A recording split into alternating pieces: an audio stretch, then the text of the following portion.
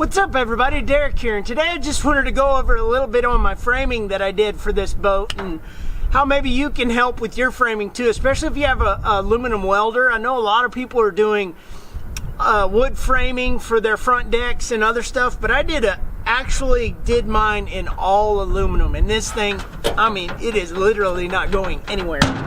This sucker is stout.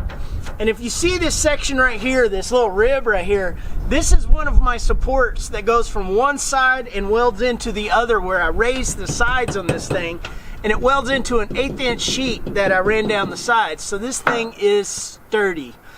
It's almost floating. I've got a live weld that's actually right here. And as you can see, I've got another rib that goes right here. So we've got two ribs that are right here, and then I've got a couple cross sections that go right through here.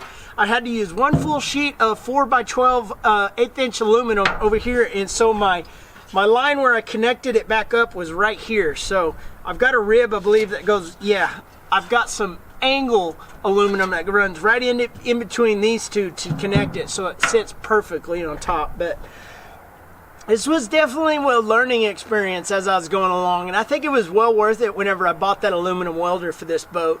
I don't know, I think it was well worth it, because whenever I'm at a gas pump or somewhere at a lake and somebody sees this boat, they just want to come look at it, and we end up talking about it and talking about the framing and this sheeting of aluminum that I actually put down, and the extent that I actually went of the amount of time that I spent in welding, because all of these, even where this live well is, this is a channel, so no water's going to get inside of there.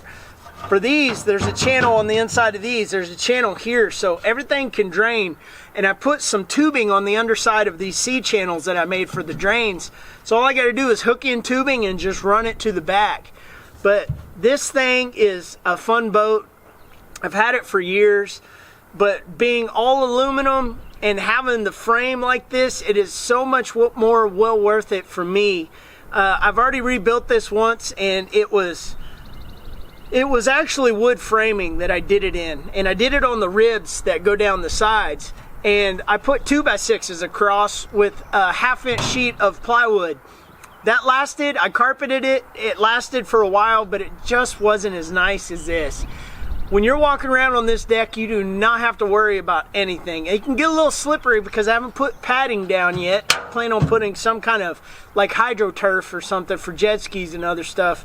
But for what I've got now and for what it's used for, this boat is awesome. All the water drains right to the back, and the framing is just, I couldn't have made it any stouter. This is 1 by 1.5 regular rectangular tubing, and it's all welded together, no sheet metal screws, no none of that. So if you want more of a solid job, definitely go with the aluminum and weld it in. And welding is addictive. I'll tell you that right now, it's fun.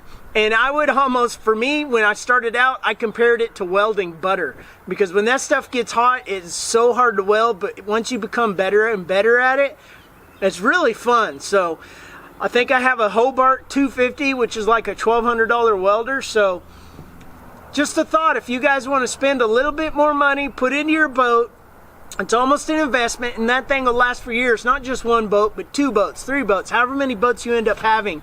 If you like customizing these things and having fun with them and just doing the Jon Boat to bass boat conversion thing, an aluminum welder is definitely a good purchase if you're going to go in that route. Plus, it can do steel, because I had to rebuild the axles on this trailer that's under this thing. So think about a welder whenever you're wanting to possibly do the conversion and do it the right way. But let me know what you guys think in the comments section. Did I go a little too far on this project? Could I have gone a little bit lighter? I don't know.